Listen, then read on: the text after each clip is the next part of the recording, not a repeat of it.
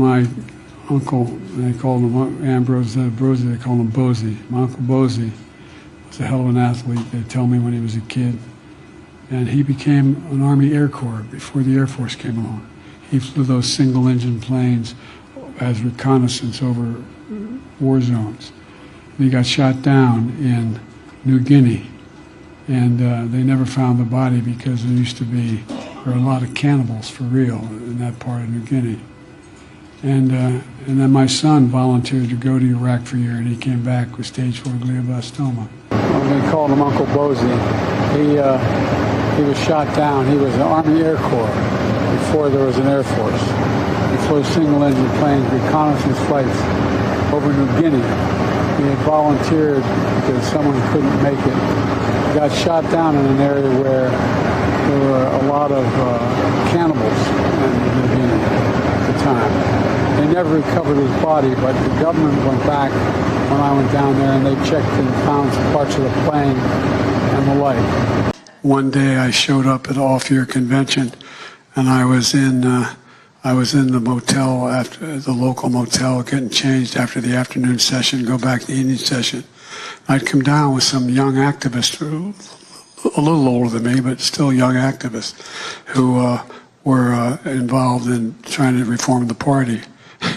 And I was in one of those 8x10 bathrooms, they have, shower, toilet, and a sink, and I got a towel on me and shaving cream, and I hear bam, bam, bam at my door, really loudly.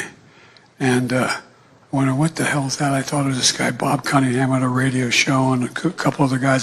So I said, okay, guys. And I walked to the door and opened it up, and standing there was the former governor of the state of Delaware, Albert N. Carville, a big guy, about 6'5", talked at you like this.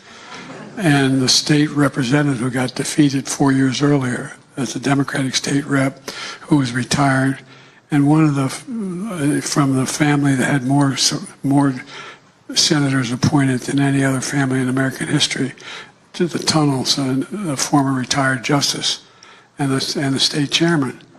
And they said, I'm standing with a towel and shaving cream on my face. And with that, they looked at me and said, they came in and said, we're coming, we just had dinner, we want to talk to you. And I walked in, I said, okay, gentlemen. I ran to the bathroom thinking I could put something on. All I could do was take off the shaving cream. I had a towel. I walked out, 2 headboards nailed to one side of the wall and a desk to the other side. And he's sitting on the end of the bed. And I'm sitting down, and I said, Joe, we just had dinner, we think you should run for the Senate. I said, run? Me? I'm not old enough. And the former justice looked at me and said, Joe, you obviously didn't do well in constitutional law. You have to be 30 to be sworn in, but you can be elected at any age. You'll be 17 days after you'll be eligible. The beer brewed here, it is used to make the brew beer in this refinery. Oh, Earth Rider, thanks for the Great Lakes. I wonder why it's called. We'll teach Donald Trump a valuable lesson. Don't mess with the women in America unless you want to get the benefit. Now, even as we evolve our institutions and drive creative new partnerships, let me be clear. Certain principles of our international system are sacrosanct.